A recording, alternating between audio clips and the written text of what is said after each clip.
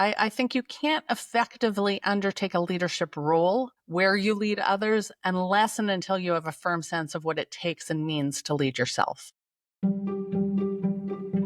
Welcome back, y'all, to the Growth Blueprint. We are so excited to be back with you today, and we are here with a very cool special guest who is we're going to say podcast expert as well as my amazing co-host, Christopher Rappold. Hey, Master Chris, how are you? I am doing wonderful and super excited about the conversation today. Awesome. And our guest today is Robin. Hey, Robin, how are you? I'm well, Tabitha. Thanks. How are you? Doing good. I'm doing good. I'm about to talk leadership and character. So, I mean, what could be bad? Let me tell y'all a little bit about Robin. Robin is a Duke Health trained, national board certified health and well-being coach, as well as a blogger at wellnessthroughchange.com and a podcaster, as I said, on the 4 Wise Women podcast. As a coach, Robin partners with clients to identify and master their path to perfect imperfection. Oh, I need to make sure those words go together. Their path to perfect imperfection. Love that. She works primarily with women at or beyond midlife who are struggling to dedicate their time and energy to take care of themselves.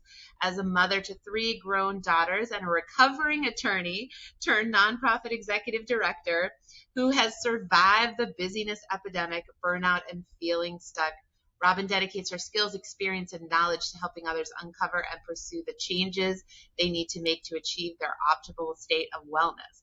Well, there are many wise women out there and men who definitely need that wisdom in their life, Robin. So we're so glad you're here. I'm so happy to be here. Well, Robin, I love your bio. It was absolutely wonderful, and there's so much even just to unpack regarding what was there. One of the things that I like most about it was the kind of the perfectly imperfect words put together. I think we could probably do an entire podcast on that. So thank you for being with us. If I can be the first one to jump in, with the first question. Your career has spanned law, nonprofit leadership, and now health and well-being coaching. What through lines have you seen in how leadership and character show up across the seemingly different spaces? It's a great question.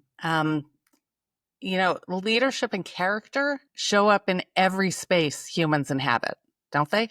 Or at least that's the hope. I think we tend to think of leadership in terms of one person being in charge of others as in a leadership role, but leadership isn't a person or a role. More granularly, I think of leadership as a set of skills and traits.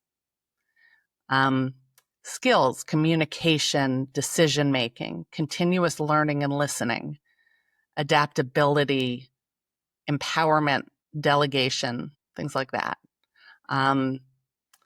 In terms of traits, leadership is openness, vulnerability, empathy, integrity, accountability, self-awareness, courage. Those traits add up to character. And I think the real through line, whether you're negotiating a deal or contract, leading a team of people that want to make the world a better place, or supporting someone who's stuck, access answers that may be hidden within them. The through line is that to be your best self in anything you do requires connecting with your inner leader and strengthening your character from within. Wow. When you started to answer the way that you answered it, and you were talking about it's not a single person, it triggered my thinking in that everybody has to play a part in it, because if the leader possesses all of these traits, but the other team members do not, we're not going to have maximum potential for whatever it is that we're doing. So the way that you just simply did it, and you said, no, it's not a person, I think there's a lot of power to that for people to realize, to kind of unlock the potential of the team. I think that's exactly right. I think you can't effectively undertake a leadership role where you lead others unless and until you have a firm sense of what it takes and means to lead yourself. And I think that's where character comes in. You can't be a strong or really optimally effective leader without strong character, without strong self-awareness. punctuated as much by what you don't know as what you do know. Wow. Yeah, I love that what don't you know, right? So leadership not only being the skills and traits you already have, but really having a clear understanding of what you don't have and what needs to be developed. That's fascinating. So I'm curious, your work right now is with women in midlife, which seems like a very small box, but it's an important box and I think probably transferable. But women who are kind of feeling stuck between who they are and who they want to be and kind of in that space, which I think many of us understand. So I'm curious when we're talking about leadership and character, in that context, what does that mean and what does that look like in action? The coaching context is all about the client. So I think within that context, I would say leadership and character relate to the client. A woman in midlife who's feeling stuck has had a lifetime of experiences, emotions, interests, desires, all of this to access, but likely has spent so many years focused on the experiences, emotions, interests, and desires of everyone other than herself. In action, a client comes to me when they know there's a change or changes they want to make or need to make. In some cases, feel very strongly themselves they need to make. In some cases, a doctor has referred them to address physical health needs. Leadership and character in this space look like a woman, or really any client, anybody who wants to make a change, who makes the initial outreach to a coach, works on visioning herself in an optimal state of holistic health, which includes happiness or happierness, identifies the values that drive her, and commits to herself by drawing on her own strength of character with all of the support, guidance, and accountability that a coach can provide. So I think leadership in this context is literally taking the lead in her own self-care and accepting help to achieve the goals she sets for herself. A lot of us have trouble asking for or accepting help. So leadership and character in this sense look a lot like vulnerability. So I this is starting to come up more and more in the podcast, this idea of internal leadership and starting there. It's literally been a theme, I think, over the last few podcasts in very different ways. And I'm a big fan of coaches, of having a coach. I think it's very helpful. I'm curious for those people who don't have a coach or don't have access to a coach yet, where do we start with that internal leadership? Like, how do we, if I'm like, yeah, what Robin says, that makes sense. I should really focus on kind of my internal stuff here. Where do we even start? Great question. Where do we even start? The easy answer is you start from within. And of course, that means absolutely nothing. True story. I started coach training because I kept hearing self-care is so important. And I didn't know what self-care was. Right? I grew up in a time when self-care wasn't a thing. And I thought how much can getting a manicure and pedicure do for you? What is self-care? So I've totally lost my train of thought going down the rabbit hole of self-care. I asked you the very difficult question of where the heck do we start here? I don't know. Yeah. Which would explain, first of all, of course, I am a woman over 50, so I do lose my train of thought. And if I can't face that with humor, then I'm doomed. So we start with acceptance. We start with that's exactly where we start. We start with acceptance, and we make sure we do not ever, ever lose sight of or lose our grip on humor.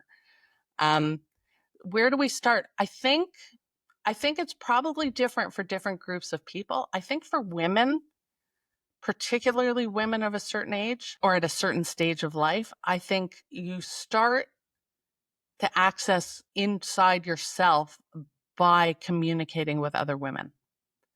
I think a real superpower of women at this stage of life, the stage of life, I'm so fascinated by this stage of life, obviously, because I'm there and have been through so much of this process myself.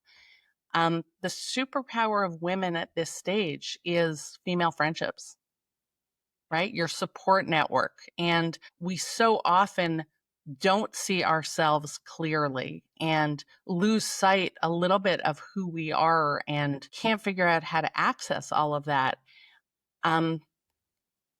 Friends, your good friends, your support network can serve as a mirror in an exceedingly, exceptionally helpful way that gives you sort of a glimpse into how to access. For me, a big part of my struggle early on as I hit the stage was my kids were grown up. I was at a different stage of life professionally. I had a lot going on. And I didn't even know what my interests were. I had spent so long fixated on the interests of other people, and included in that other people were the teams that I led at work. And accessing those interests and who I am and who I was and who I had become, for me, it was really helpful to have that mirror back for some people to be able to say, hey, here's how I see you. May or may not be the way you see yourself, but maybe here's a good starting point.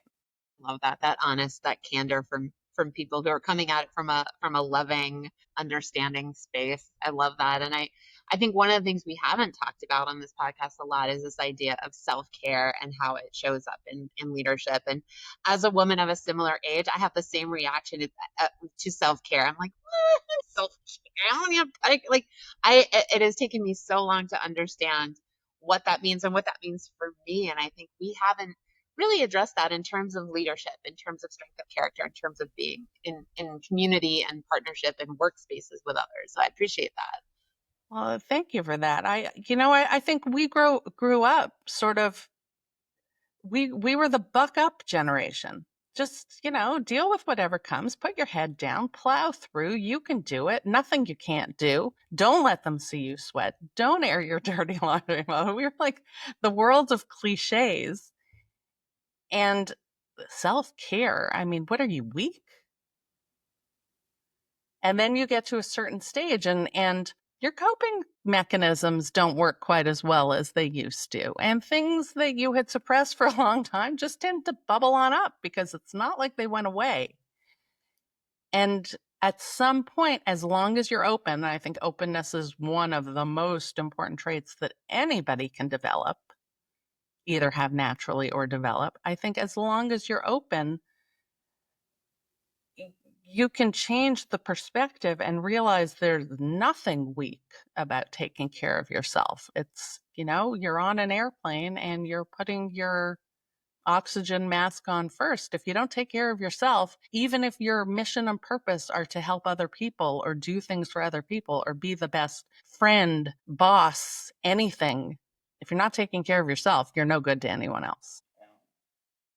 Yeah, it's interesting, Robin, that you use the kind of the analogy of getting a manicure and a pedicure. I think there's probably a level of misunderstanding where people will naturally gravitate towards the superficial things of self-care. And I know, from working with, Tabitha and learning from her and just my own experience, the self-care that I think bonds the three of us together is not the superficial stuff at all. It's the deeper work. So I'm curious, what inspired you to create what it is that you're doing now and help women reconnect? Was it that you were feeling these things yourself? And can you talk a little bit about that? What was that transition like? Absolutely. It was very much as somebody who grew up really never ever wanting to be or be perceived to be selfish. I think that's one of the words that we all sort of misunderstand ultimately, or misinterpret, not so much misunderstand. But my own story was very much the catalyst. I had gotten to a point where, again, as I said, I self-care was such a thing and I didn't understand it. And yet here I was leading a fabulous team at work, still running a nonprofit at that point, and raising, or not so much raising, but witnessing the growth of my 3 adult daughters,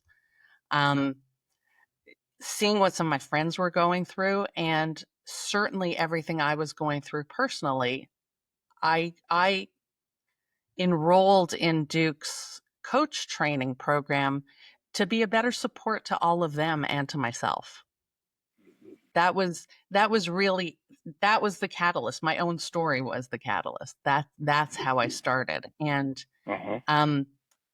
I found as you're training as a coach, you're doing a lot of the training is role playing with other coaches. So throughout the program, you're just getting a ton of coaching, which is probably the best part of the training program, is all of the coaching that you're receiving. And I realized at some point it was making an enormous difference for me, that being pushed to vision my healthiest, happiest self, being guided to connect that to the values that I hold dear, to consider what is most important to me and what I had the confidence to do, and what changes I had the confidence to make. And then to have somebody hold me to it, not in an obnoxious way, but really, if I said, well, I think I'm ready to start exercising 3 days a week, that wasn't enough. It was, okay, which days and what time, and how are you going to make sure that you do it when you wake up and you think, maybe not today. And that whole process, exercise is the easy one to go to as the example, but you can make changes in so many. Everything affects your well-being. Your well-being holistically is your health and happiness. It's your mindful awareness. It's your sleep. It's your physical activity. It's your nutrition. It's your emotional well-being. It's your social interactions. Anything that falls off from any of the cogs in that wheel makes you feel less well than you could. And I had a lot of cogs that needed some work. And so it's sorry, I was just going to say, when you start sharing that experience with other people, as soon as you hear back, oh, that's how I've been feeling. Oh, I wonder if that would help me. Oh, me too. All of that sort of just made really clear people need help. People need help. And this is a great way to offer the help, because it's really focused on the person that you're trying to help. It's not my agenda. It's not, if I'm working with a client, it's not about me. It's helping them see the beauty within, and helping them understand that state of perfect imperfection is who they are right now, and totally valuable, totally worthy, totally worth embracing. So how do you keep that being as strong and well as you can? Yeah. The follow-up that I have for that, Robin, and I'm not sure there's a simple answer to this, but with your experience, I'd be very curious.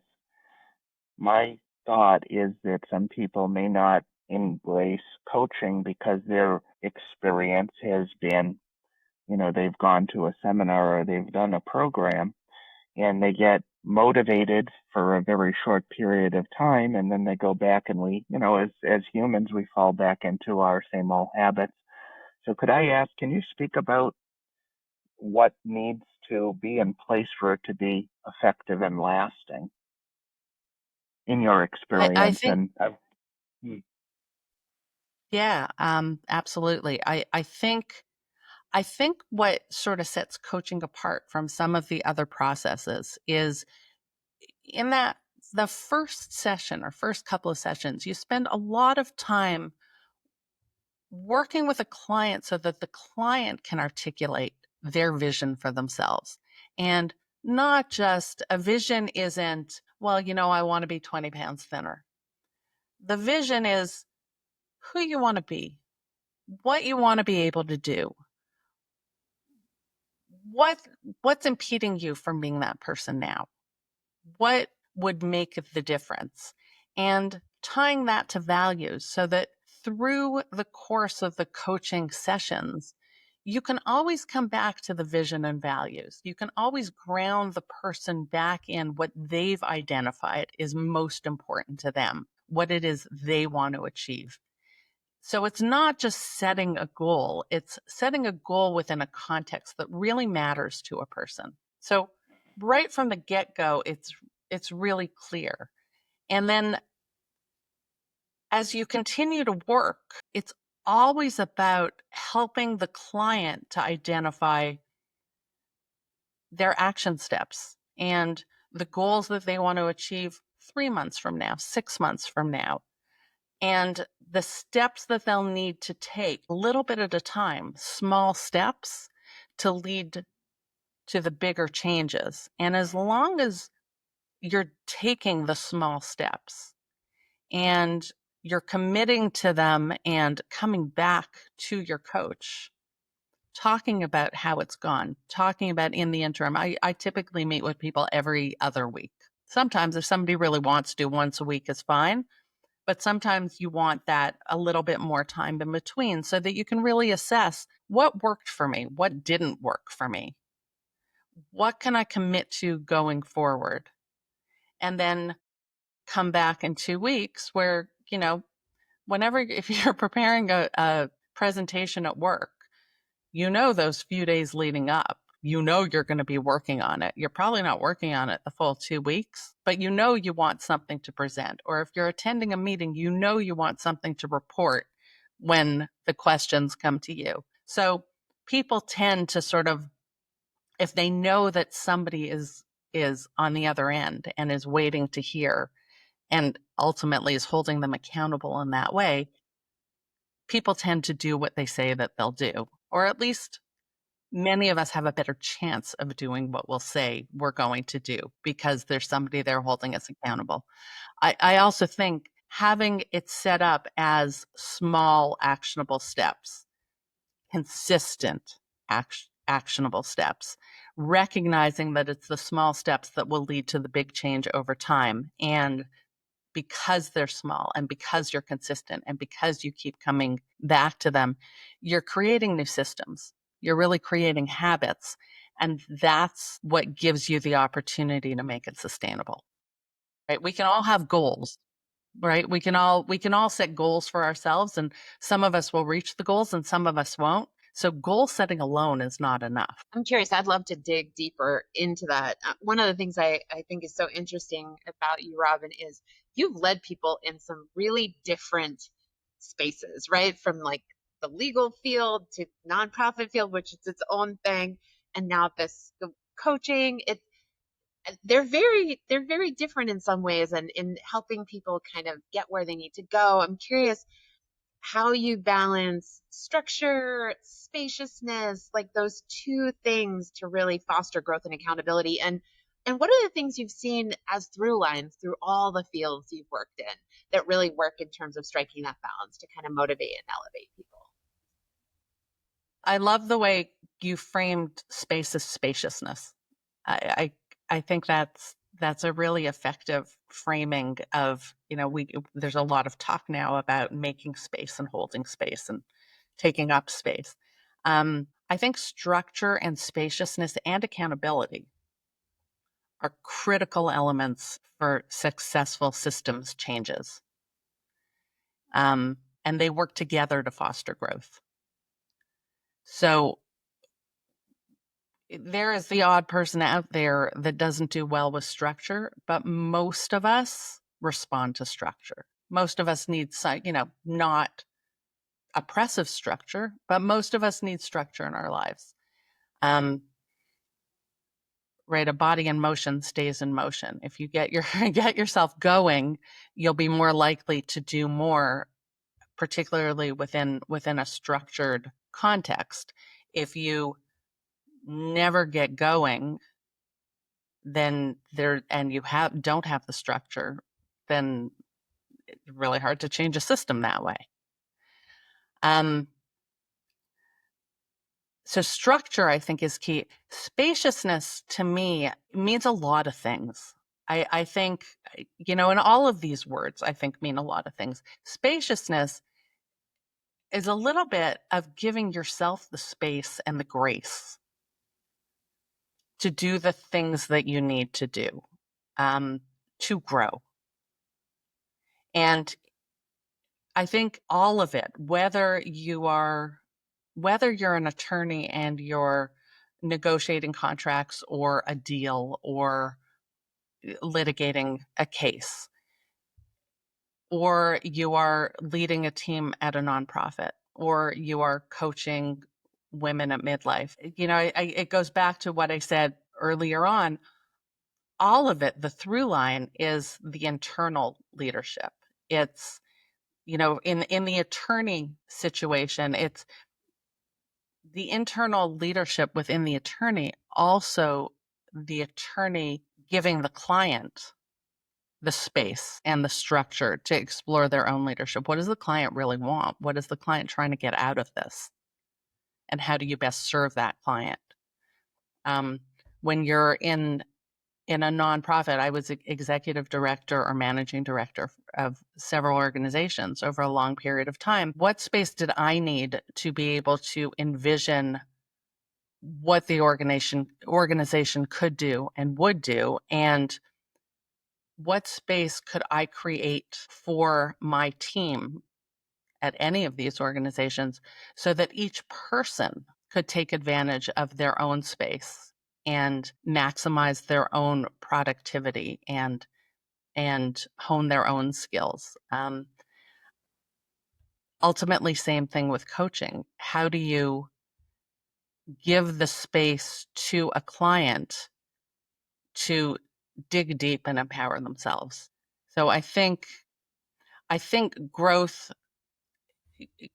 comes from within. I think we all respond to external validation, but internal validation is what makes the difference. And structure and spaciousness and accountability are all tools that can be used to foster the growth that you need to be able to do anything.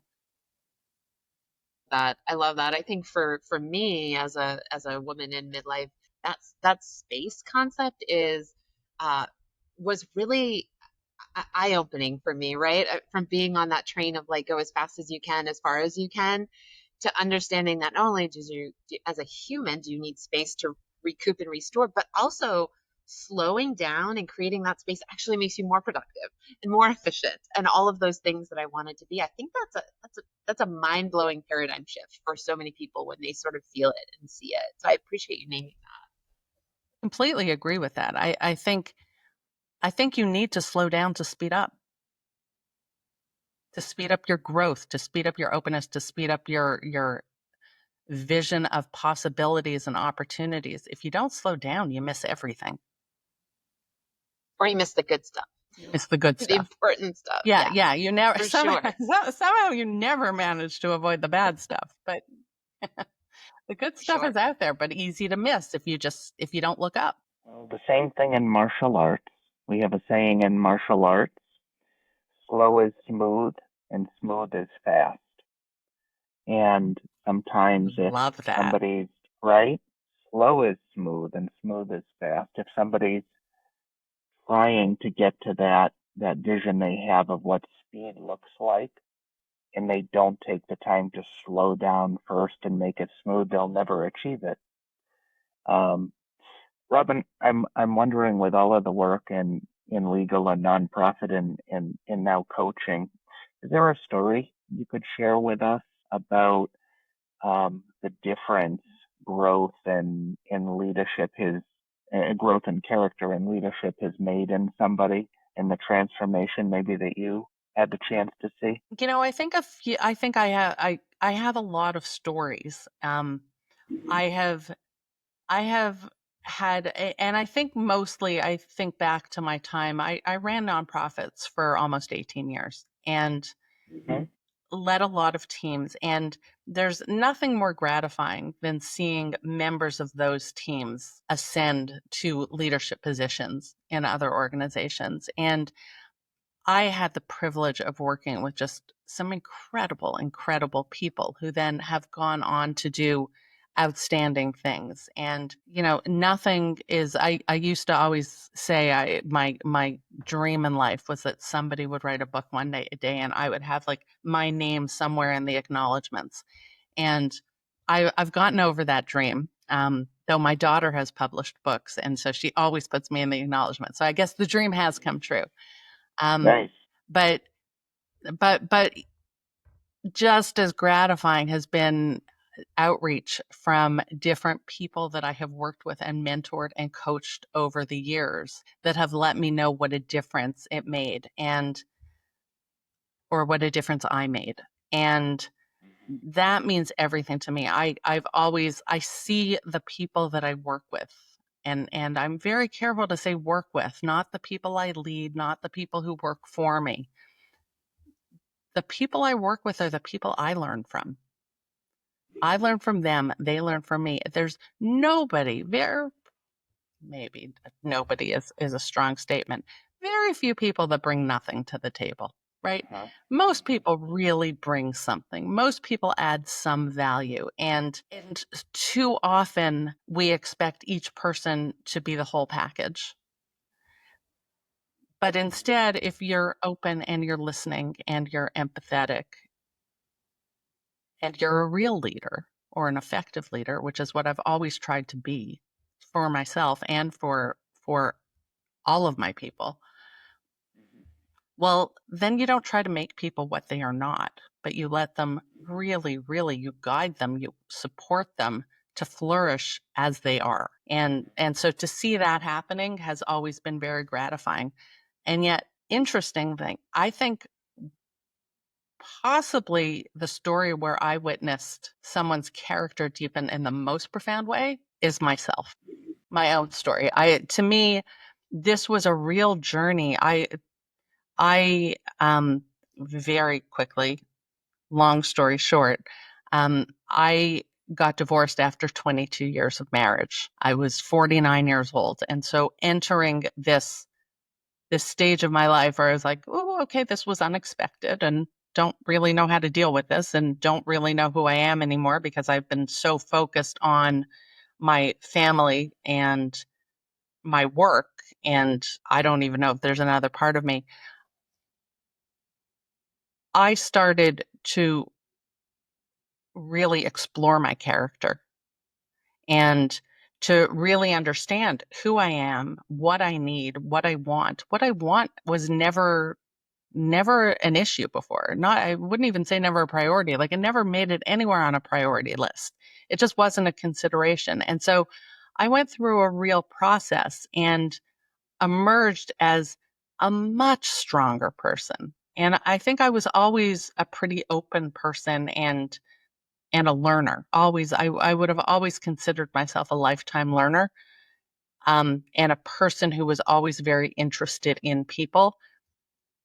But I think that has been elevated over time. And I think honestly, I think the process has made me just a better person, a much better person and a stronger leader. It's the things that we go through. As I think back with myself, I wouldn't wish some of those things on my worst enemy, but I also wouldn't trade them because I wouldn't be who I am today without them. And you can't have one without the other. And when you've had an opportunity to feel that, Robin, I have to imagine, I would love to have a coach like you that has experienced that because you have imbued yourself with such motivation from the inside out that you want, your clients and the people that you interact with to feel that same thing too. That's really cool. Yeah, and I was thinking as you were speaking, I know both Chris and I can both connect to the sort of power of what we go through, and also, you know, the I'm going to use the word high. That's probably not the best word to use, but the high of being knowing that you're impacting lives that are gonna ripple out. That's huge. And now on my bucket list now is to be in someone's acknowledgement. I love that. Like, I've worked with a lot of people. Someone should like be like, yeah, Tabitha was awesome. In their book. It is a high. It really is a high. Yeah. For sure. I love that. Well, you shared so many beautiful nuggets with us today, Robin, and I'm wondering if we could kind of box you in as we start to close out to share with our listeners, if you could kind of just one or two mindset shifts or habits or words of wisdom for people that are trying to shape containers, potentially in midlife, those of us in midlife, but really creating these containers for leadership, for growth, internal or external. What are kind of like one or two like your power words of wisdom that we can wrap? I think my power words of wisdom are befriend yourself and be the leader of your own life. Beautiful. Bumper sticker worthy. Those are good. I love those. Well, Awesome. now I can check that off my bucket list.